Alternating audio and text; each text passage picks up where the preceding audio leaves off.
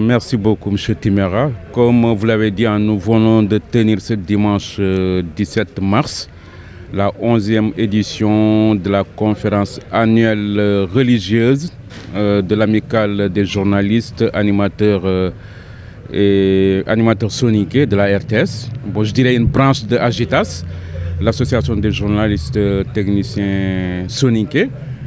Donc cette conférence est annuelle, comme je l'ai dit, depuis 11 ans qu'on l'organise. Pour 2024, le thème portait sur les droits et devoirs des musulmans dans la société. Un thème que nous avons choisi en fonction du contexte actuel du Sénégal. Un pays qui a été secoué un peu par des troubles sociopolitiques depuis 2021.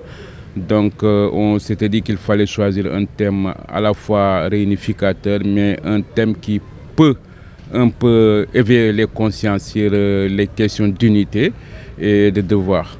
Maintenant, le conférencier, dans sa conférence, je pense que nous l'avons écouté ensemble, il a surtout parlé des devoirs, parce qu'il a clairement dit qu'avant de parler de devoirs, de droits, il faudrait d'abord régler tout ce qui est devoir. Donc c'est avant de parler de droits, il faut d'abord remplir correctement ces devoirs. Donc il a beaucoup insisté aussi bien dans la famille, en relation avec ses voisins, entre hommes et femmes.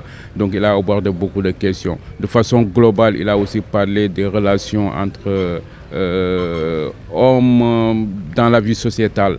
Donc il a pu répondre à toutes ces questions. Donc c'est un événement que je dirais aujourd'hui institutionnel pour la communauté soniquée. Chaque fois qu'on l'organise, tout le monde répond, il y a pratiquement toutes les sensibilités qui sont là, aussi bien les religieux, les politiques, les jeunes, les femmes, tout le monde répond.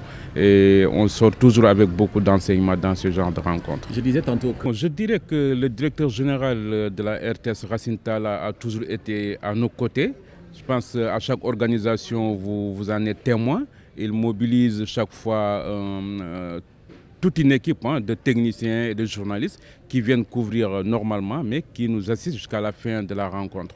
Donc, Racine Talla, la particularité cette année, la 11e édition, il a tenu à être présent en personne.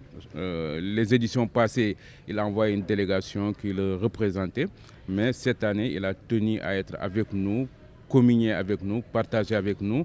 Comme il a dit dans son intervention, lui, il se considère déjà comme Soninké, puisque sa famille, là où il habite, c'est des Soninké. Et il a parlé un peu des relations entre les Alpulaar et les Soninké, ça c'est l'histoire. Depuis Ouagadougou, il a évoqué tout cela. Donc ça a été vraiment un grand plaisir pour nous, une reconnaissance de tout ce que font les journalistes qui sont à la RTS aujourd'hui et les animateurs qui font un excellent travail. Et je tiens aussi à saluer ces journalistes qui font partie de l'amicale, particulièrement Ousseynou Diangra et Abdoulaye Tandian. Ce sont des personnes qui ont rendu beaucoup de services à la communauté sonique en termes de communication, d'information et aussi d'intervention dans beaucoup d'actions sociales. Donc c'est un peu ça la particularité de l'événement de